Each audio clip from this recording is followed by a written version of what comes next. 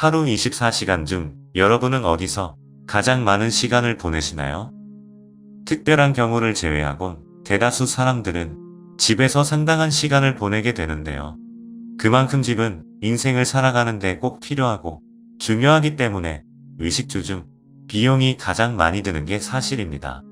그래서 이를 아끼려 무조건 싼 집을 찾는 사람들이 많은데요. 하지만 시간이 지났을 때 하는 일마다 꼬인다든가 지병을 앓을 수도 있고 더 나아가 집안의 우환이 겹쳐 급하게 이사를 하기도 합니다. 사람들이 집을 단순히 잠만 자는 곳으로 생각하기 때문인데요. 그런데 집은 단순히 먹고 자는 공간이 아니라 하루 피로를 풀고 더 나은 미래를 준비하는 곳이며 사랑하는 사람과 올바른 관계를 형성하고 새로운 생명이 탄생하는 신성한 곳입니다. 그래서 집을 구할 때 출퇴근 시간과 가격에만 초점을 맞출 게 아니라 집에 대한 인식을 바꾸고 새롭게 접근한다면 자신의 운명까지 바꿀 수 있다는 거죠. 집은 사람과 상호작용을 하는 생명체와 같습니다. 집을 짓는 재료들 모두 살아 숨쉬는 자연에서 온 터라 각자의 고유 속성과 파장이 있기 때문인데요. 이 에너지가 모여 사람에게 막대한 영향을 미치며 가구 배치, 인테리어를 어떻게 하느냐에 따라 집안 분위기와 에너지 흐름이 변하게 됩니다. 그래서 어떤 집에서 어떻게 하고 사느냐에 따라 그날의 운과 기분, 컨디션이 결정되고 인간의 운명까지 바꾸어 버리죠. 자수성가한 부자들은 그 누구보다 집에 대한 중요성을 잘 알고 공간의 법칙을 이용해 부와 성공을 끊임없이 끌어당깁니다. 즉, 공간의 법칙을 모르고 이를 활용할 줄 모른다면 아무리 날고기며 모든 걸 다 가졌다 한들 시간이 지날수록 잃어버리는 게 많음을 의미합니다. 그게 돈이 됐건 건강이 됐건 사람이 됐건 말이죠. 그래서 지금부터는 어떤 집에서 어떻게 방을 꾸미고 살아야 운명을 바꿀 수 있는지 4,000명 넘는 부자의 방을 보고 깨달은 공간의 법칙을 건축가 입장에서 최대한 과학적으로 풀어보겠습니다. 첫째, 좋은 기운을 끌어들여라. 좋은 기운이 깃든 집이라 편안하고 느낌이 좋아 자꾸 생각나는 그런 집입니다. 반대로 집에 있으면 괜히 답답하다거나 우울한 기분이 들어 집에 들어가기가 꺼려진다면 나쁜 기운이 겉도는 집이라고 할 수 있죠. 그래서 집을 고르기 전 좋은 기운을 끌어당기는 집이 어떤 집인지 꼼꼼히 따져봐야 합니다. 일단 채광이 좋고 통풍이 잘 되는 곳이 좋은데요. 태양빛은 살균 효과가 있을 뿐 아니라 호르몬과 바이오리듬에도 영향을 미치기 때문에 그날의 기분, 건강 상태와도 밀접한 관련이 있습니다. 그래서 창문의 크기와 방향, 개수가 중요한데요. 최대한 큰 창이 방마다 하나씩 있으면 이상적입니다. 창문을 통해 자연광 효과뿐 아니라 통풍도 잘 돼요. 신선한 공기가 두뇌를 맑게 하기 때문이죠. 그래서 남향을 선호하는 이유도 온종일 채광이 좋고 일조량이 일정해 냉난방에 아주 효율적이기 때문입니다. 다음 2순위는 동향이 좋은데요. 아침 일조량이 많아 새벽형, 아침형 인간에게 유리하고 여름에는 시원하다는 장점이 있습니다. 그리고 3순위 서향은 오후에 일조량이 폭발하기 때문에 집에 오래 머무르는 주부나 아이들 또는 재택근무를 하는 사람들에게 좋습니다. 하지만 낮과 밤, 실내 온도 차가 심해 감기에 유의해야 합니다. 마지막 북향은 일조량이 가장 낮아 집안이 서늘하지만 사계절 내내 실내가 어둡고 습하기까지 해 난방에 취약합니다. 하지만 낮과 밤이 바뀐 자영업자나 야간 교대 근무를 하는 사람에겐 좋을 수 있습니다. 다음은 땅의 기운이라 불리는 지자기가 최대한 많은 곳이 좋습니다. 사람을 원소로 구분해 봤을 때 구성 성분이 흙과 유사한데요. 그래서 땅과 가까이 붙어 있을수록 지자기 영향을 많이 받을 수 있습니다. 이러한 이유로 부자들은 아파트보다 단독주택에 살면서 땅의 기운을 최대한 흡수하려 하죠. 하지만 대한민국은 아파트 공화국답게 멋진 뷰가 나오는 고층 아파트가 유독 인기가 많습니다. 꼭대기 펜트하우스는 수억의 웃돈을 주면서까지 거래가 되기도 하니깐요. 그런데 고층 아파트에 사는 사람들이 단독주택이나 저층 아파트에 사는 사람들보다 병원을 더 자주 간다는 통계가 있습니다. 주로 우울증이나 호흡기 질환이 원인인데 고층일수록 지자기가 부족하고 공기가 탁해 에너지 흐름이 막혀버린 거죠. 또한 지자기는 수맥이나 전자파, 땅속 구조와 그 형태에 따라서도 달라지기 마련입니다. 이를 측정하기 위해 전문가들은 자석 나침반을 이용하는데요. 한쪽 방이나 거실 구석에 가서 나침반을 바닥으로부터 약 30cm 정도 띄운 후 북쪽을 향한 뒤 바늘의 상태를 지켜보는 겁니다. 만약 바늘이 안정적으로 북쪽에 고정되어 있으면 지자기 흐름과 양이 좋다는 거지만 바늘이 빙 돈다거나 정확히 북쪽을 찾지 못하다면 지자기가 불안정해 집터가 나쁨을 의미하죠. 그래서 되도록 지자기 흐름이 좋은 저층에 사는 게 좋습니다. 하지만 지자기 흐름이 불안정하다거나 고층에 살고 있다면 방 구석구석마다 특히 전자기기 인근에 잎이 넓은 관엽식물을 두는 게 좋습니다. 화분은 땅속 깊은 곳에 지자기의 흐름을 끌어올리며 관엽식물은 전자파를 흡수하고 공기청정 및 실내 습도 유지에도 탁월하기 때문이죠. 그런데 비염이나 천식 등 호흡기 질환이 있다면, 환절기마다 감기에 자주 걸린다면 온도와 습도에 조금 더 신경을 써야 합니다. 즉, 실내 온도는 계절 불문하고 24도, 습도는 50%를 유지하는 게 좋은데요. 온도가 1도씩 변경될 때마다 작업 효율과 집중력이 2%씩 떨어질 뿐 아니라 습도 역시 조금만 바뀌어도 불쾌지수가 올라가고 공기 중 세균 번식 속도가 증가해 호흡기 질환에 취약하다고 증명됐기 때문이죠. 마지막으로 집에 대한 좋은 기억과 감정을 심어줘야 합니다. 집도 살아 숨쉬는 인격체와 같기에 집주인과 주변 이웃들의 생각과 감정을 그대로 흡수하고 거기에 맞는 에너지를 내보냅니다. 즉, 집은 사는 사람의 마음 상태를 고스란히 반영해 그대로 인생이 흘러가게 도와준다는 거죠. 예를 들어 집을 잠만 자는 곳이라고 하대하면 실제로 집에서 그 어떤 생산적인 일도 할 수 없게 됩니다. 의지박약에 효율이 생기지 않기 때문이죠. 또는 주변 이웃들 보기에 음침하다, 귀신 나올 것 같다, 재수가 없다라는 인식이 들면 실제로 음산한 기운이 돌아 애군을 끌어당기게 됩니다. 이를 전문 용어로 형태형 성장이론이라고 하는데요. 어떤 기억과 감정의 형태가 한번 뿌리 박으면 나무가 되어 그 감정의 열매를 계속해서 맺히게 된다는 겁니다. 특별한 것도 없는데 유독 거기만 가면 싸운다든가 아니면 기분이 좋아지는 이유도 이 때문이죠.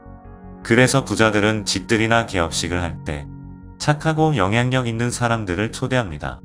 집과 주변 사람들에게 좋은 기억뿐만 아니라 긍정적인 감정의 씨앗을 뿌려주기 위함이죠. 이외에도 집을 위해 이름을 지어준다거나 각 방이나 사무실마다 애칭을 붙여주면 분위기 전환에 큰 도움이 됩니다. 예를 들어 회의실에만 들어가면 졸린다거나 언성이 높아져 모두가 꺼리는 공간이 됐다면 회의실 이름을 하와이나 발리로 바꿔보는 거죠. 오늘 회의는 하와이에서 하겠습니다라는 음성이 퍼지면 입가엔 저절로 웃음이 지어져 새로운 에너지가 만들어집니다. 그래서 집을 구하기 전 과거 집주인이나 세입자가 어떤 사람이었고 어떤 사건 사고가 있었는지 최대한 알아보는 게 좋습니다. 그리고 본인 스스로 이사하는 목적이 무엇인지, 집에서 무엇을 하고 싶은지, 어떤 꿈과 비전을 위해 이사를 하는 건지 그 취지를 명확히 해야 집도 집주인의 마음을 이해하고 거기에 맞는 에너지를 방출함을 기억하세요. 둘째, 가구 배치만 바꾸어도 인생이 바뀐다. 주변 공간은 사람의 운명에 큰 영향을 미칩니다. 그래서 제각각 입양된 쌍둥이들도 어떤 환경에서 자랐느냐에 따라 사고 능력과 습관, 직업과 배우자까지 천차만별인데요. 물론 비싸고 좋은 동네의 고급 주택에 살면 좋겠지만 사실 더 중요한 건 입지보다 실내 공간 배치입니다. 즉, 아무리 싸구려 허름한 집이라고 한들 가구 배치만 잘하더라도 능률과 효율이 오르고 창의력이 폭발하며 심신건강까지 지킬 수 있다는 건데요. 이를 위해 가장 먼저는 집 안주인이 거하는 침실부터 돌아봐야 합니다. 침실은 휴식을 취할 수 있는 최적의 공간이며 건강한 부부생활과 가족의 탄생을 위한 가장 은밀하고 자극적인 곳이라 열정, 생기와 연관되어 있습니다. 그래서 부자들은 투자한 만큼 그 이상의 성과가 있다는 걸 알기 때문에 시간과 돈을 침실에 아낌없이 투자합니다. 풍수지리학적으로 보면 침실은 음의 기운이 돌기 때문에 너무 밝은 것보다 어두운 분위기의 조명과 벽지가 좋습니다. 그래야 심신이 안정되고 건강과 애정운도 좋아지게 되죠. 그리고 벽 모서리나 창문에는 탁하고 차가운 기운이 모이므로 침대를 바짝 붙이지 않아야 하고, 침부류는 따뜻하고 묵직한 색으로 함으로써 탁한 기운을 중화시킬 수 있습니다. 또한 침대 외의 다른 가구들은 작은 거로 배치함으로써 침실의 본 기능을 잃지 않도록 해야 합니다. 다음은 화장실이 중요한데요. 화장실은 물이 가장 많이 흐르는 곳이자 배변을 흘려보내는 곳입니다. 물은 재물을, 배변은 건강과 연관되어 있기 때문에 물을 아끼지 않거나 변기나 세면대에 이물질이 끼어 막힌다면 돈이 셀 일이 자주 생길 뿐 아니라 현금 흐름이 곧 막히고 건강까지 나빠짐을 의미합니다. 그래서 부자들은 남에게 자랑할 수 있을 정도로 화장실을 항상 청결하게 유지하는데요. 특히 세면대는 음양의 기운이 균형을 맞추는 곳이라 잡동사니를 두지 않고 변기 뚜껑도 항상 닫아놓아 나쁜 기운이 올라오는 걸 막아야 합니다. 과학적으로도 온갖 세균이 변기에 넘쳐나기 때문에 변기 뚜껑을 닫아놓으면 변기 속 물이 증발해 세균이 공기 중으로 퍼지는 걸 막을 수 있습니다. 다음은 집안에서 가장 큰 공간을 차지하는 거실인데요. 부자들은 거실에 TV를 놓지 않고 책장을 배치함으로써 책 읽는 분위기를 조성합니다. 독서를 통해 생각의 힘을 키울 수 있고, 이는 곧 꿈을 현실화하는 잠재력으로 이어지게 됩니다. 그리고 가족 간 서로의 꿈과 비전을 공유하면서 지지해 줄 수 있기 때문에 자녀 교육뿐만 아니라 유대감 형성에도 큰 도움이 되죠. 실제로 연봉과 독서량과는 비례한다는 통계가 있고, 부자들은 연평균 60권의 책을 읽는다고 알려져 있습니다. 또한 거실은 어른들의 취미 공간이자 휴식처, 그리고 아이들 놀이터 공간도 될 수 있어야 합니다. 거실 한편에 자신이 좋아하는 그림이나 악기를 두어 취미 활동을 하면서 재충전의 기회로 삼는 거죠. 아이들 역시 놀이와 공부를 거실에서 병행하는 게 좋은데요.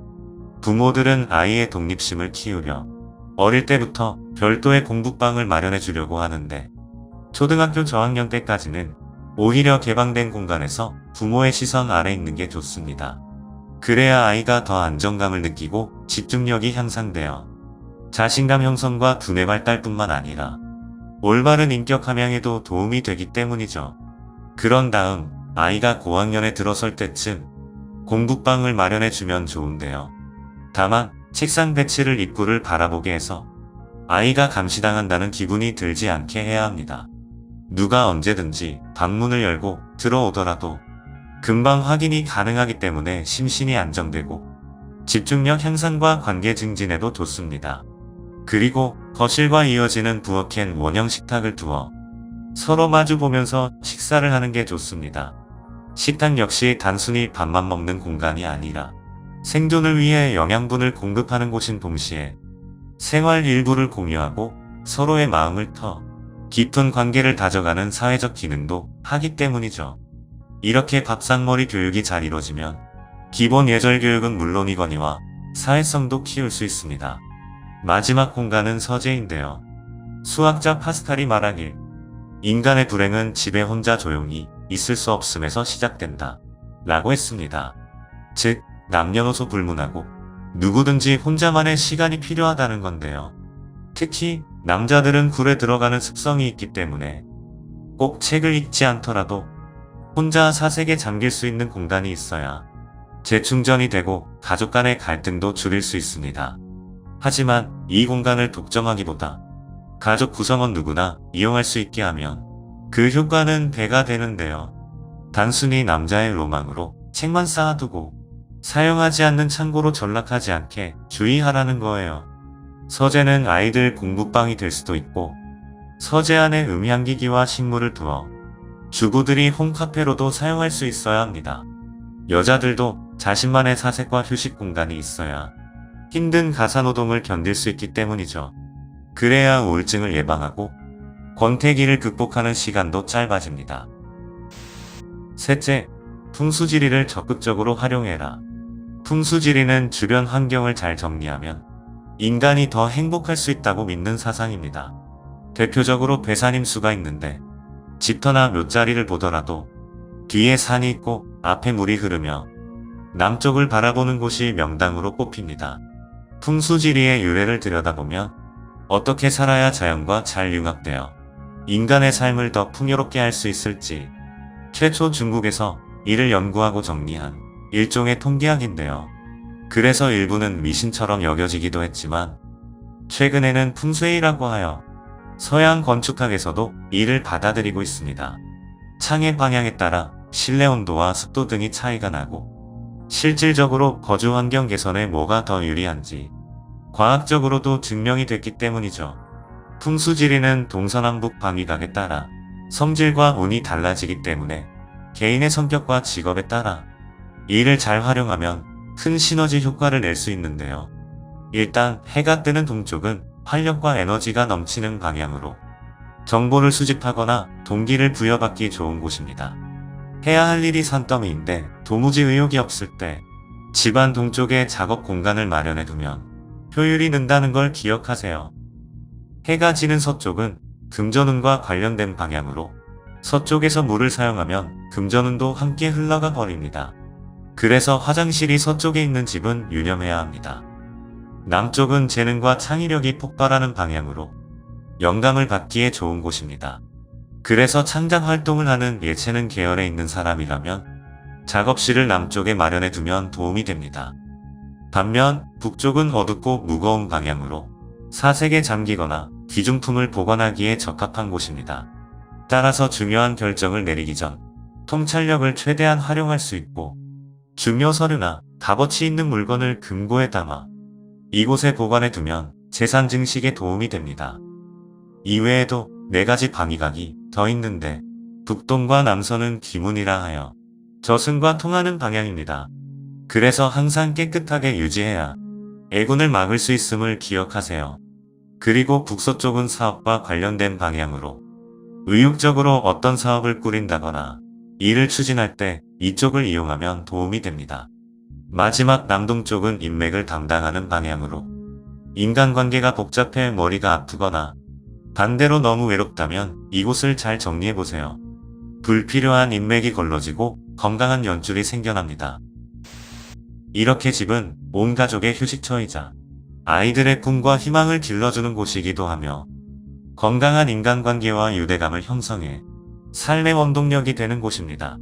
그래서 주거비가 저렴하다고 해서 단지 하나 쪽방, 옥탑방 같은 곳에 들어가 살다가 푼돈을 아끼는 대신 건강과 꿈을 잃을 수도 있습니다. 주거비를 일종의 나를 위한 선물, 내 미래를 위한 투자라고 생각해보세요. 그렇다고 무턱대고 무리한 대출을 받아 무조건 비싼 집에 들어가 살아야 한다는 건 아닙니다. 현재 자신의 거주지에서부터 공간의 변화를 줘보는 거죠. 그리고 문제점이 발견됐다면 이를 보완하고 반영해 다음 집을 구할 때 참고하면 도움이 됩니다. 집에 투자한 만큼 분명 더 좋은 결과가 있음을 기억하세요. 성공하려면 방부터 정리하라는 말이 그냥 나온 게 아닙니다. 자신이 현재 처한 상황을 알고 자기 주변부터 정리할 수 있어야 자신의 운명도 자신의 뜻대로 정리할 수 있다는 사실을 절대 잊어선 안 됩니다.